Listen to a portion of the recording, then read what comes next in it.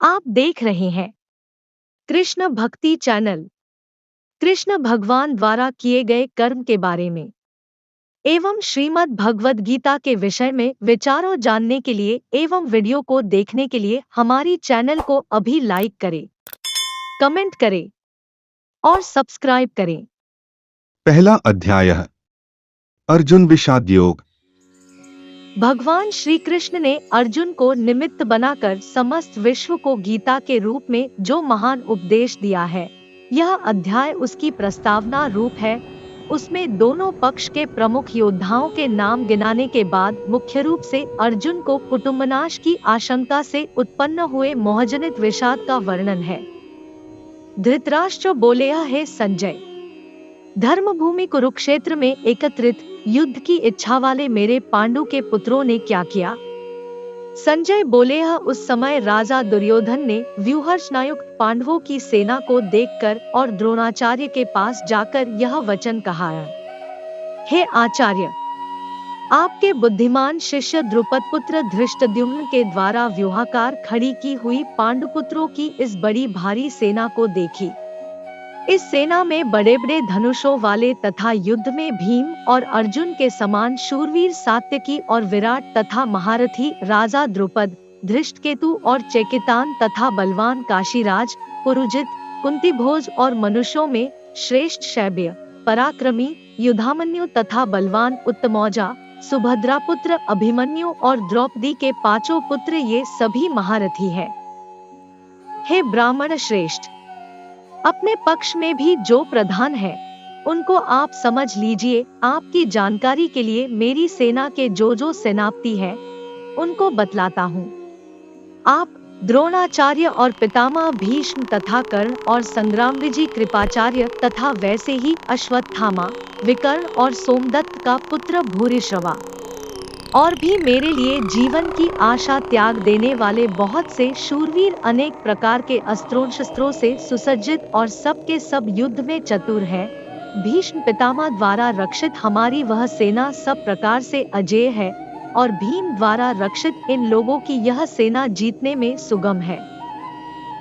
इसलिए सब मोर्चों पर अपनी अपनी जगह स्थित रहते हुए आप लोग सभी निसंदेह भीष्म पितामह की ही सब ओर से रक्षा करें।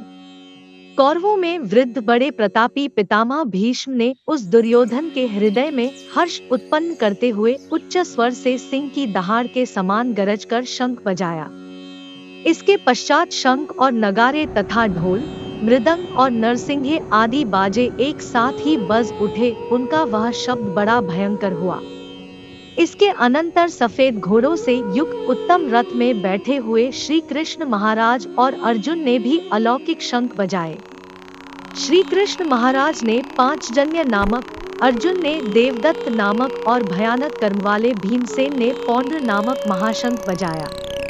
कुंती पुत्र राजा युधिष्ठिर ने अनंत विजय नामक और नकुल तथा सहदेव ने सुघोष और मणिपुष्पक नामक शंख बजाए।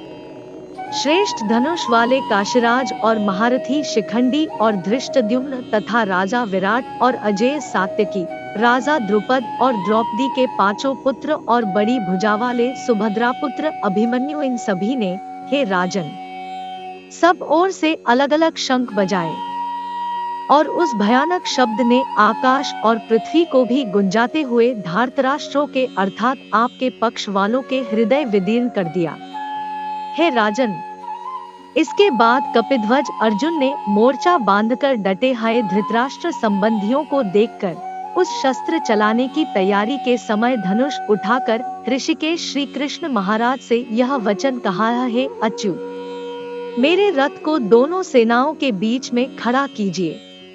यावदेतान निरीक्षेहन योद्धृकामान्वस्थितान कैर्मया सह योद्धव्यमस्मिन् रणसमुद्य में 22।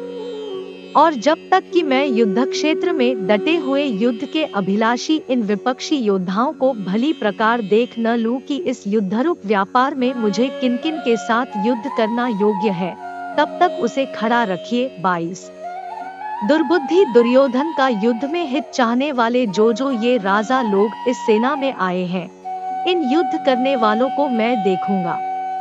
संजय बोले, यह है धृतराष्ट्र, अर्जुन द्वारा इस प्रकार कहे हुए महाराज श्री कृष्णचंद्र ने दोनों सेनाओं के बीच में भीष्म और द्रोणाचार्य के सामने तथा संपूर्ण राजाओं के सामने उत्तम रथ को खड़ा करके इस प्रकार कहा कि हे पार्थ, युद्ध के लिए जुटे हुए इन कौरवों को देख। इसके बाद प्रथापुत्र अर्जुन ने उन दोनों सेनाओं में स्थित ताऊ चाचों को, दादों परदादों को, गुरुओं को, मामाओं को, भाइयों को, पुत्रों को, पौत्रों को तथा मित्रों को, ससुरों को और सुहृदों को भी देखा। उन उपस्थित संपूर्ण बंधुओं को देखकर वे कुंती पुत्र अर्जुन अत्यंत करुणा से युक्त होकर शोक करते हुए यह वचन बोले। अर्जुन बोले, हे कृष्ण, युद्ध क्षेत्र में डटे हुए युद्ध के अभिलाषी इस स्वजन समुदाय को देखकर मेरे अंग शिथिल हुए जा रहे हैं और मुख सूखा जा रहा है तथा मेरे शरीर में कंप और रोमांच हो रहा है। हाथ से गांडीव धनुष गिर रहा है और त्वचा भी बहुत जल रही है तथा मेरा मन भ्रमित हो रहा है, इसलिए मैं खड़ा रहने को भी समर्थ नहीं हूँ। मैं स्वजन समुदाय को मारकर कल्याण भी नहीं देखता। हे कृष्ण, मैं न तो विजय चाहता हूँ और न राज्य तथा सुखों को ही। हे गोविंद, हमें ऐसे राज्य से क्या प्रयोजन है अथवा ऐसे भोगों से और जीवन से भी क्या लाभ है। हमें जिनके लिए राज्य, भोग और सुखादि अभीष्ट है, वे ही ये सब धन और जीवन की आशा को त्याग कर युद्ध में खड़े हैं। गुरुजन, ताऊ चाचे, लड़के और उसी प्रकार दादे, मामे, ससुर, पौत्र, साले तथा और भी संबंधी लोग हैं। हे मधुसूदन, मुझे मारने पर भी अथवा तीनों लोकों के राज्य के लिए भी मैं इन सबको मारना नहीं चाहता, फिर पृथ्वी के लिए तो कहना ही क्या। हे जनार्दन, धृतराष्ट्र के पुत्रों को मारकर हमें क्या प्रसन्नता होगी। इन आत्ताइयों को मारकर तो हमें पाप ही लगेगा। हे जनार्दन, धृतराष्ट्र के पुत्रों को मारकर हमें क्या प्रसन्नता होगी। इन आत्ताइयों को मारकर तो हमें पाप ही लगेगा। अतएव हे माधव, अपने ही बांधव धृतराष्ट्र के पुत्रों को मारने के लिए हम योग्य नहीं हैं, क्योंकि अपने ही कुटुंब को मारकर हम कैसे सुखी होंगे।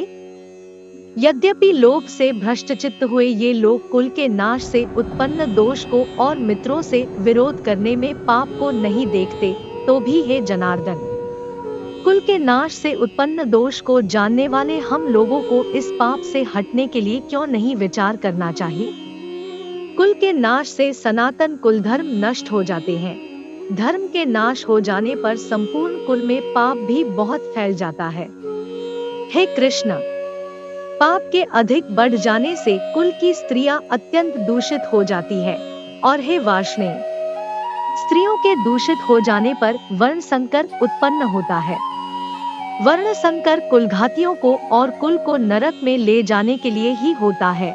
लुप्त हुई पिंड और जल की क्रिया वाले अर्थात श्राद्ध और तर्पण से वंचित इनके पितर लोग भी अधोगति को प्राप्त होते हैं। इन वर्ण संकरकारक दोषों से कुलघातियों के सनातन कुल धर्म और जाति धर्म नष्ट हो जाते हैं। हे जनार्दन, जिनका कुल धर्म नष्ट हो गया है, ऐसे मनुष्यों का अनिश्चित काल तक नरक में वास होता है, ऐसा हम सुनते आए। हाँ, शोक, हम लोग बुद्धिमान होकर भी महान पाप करने को तैयार हो गए हैं, जो राज्य और सुख के लोभ से स्वजनों को मारने के लिए उद्यत हो गए हैं। यदि मुझ शस्त्ररहित और सामना न करने वाले को शस्त्र हाथ में लिए हुए धृतराष्ट्र के पुत्र रण में मार डाले तो वह मारना भी मेरे लिए अधिक कल्याणकारक होगा। संजय बोले, यह रणभूमि में शोक से उद्विग्न मन वाले अर्जुन इस प्रकार कहकर बाण से धनुष को त्याग कर रथ के पिछले भाग में बैठ गए। इस प्रकार उपनिषद, ब्रह्म विद्या तथा योग शास्त्र रूप श्रीमद् गवद गीता के श्री कृष्ण अर्जुन संवाद में अर्जुन विषाद योग नामक प्रथम अध्याय संपूर्ण हुआ।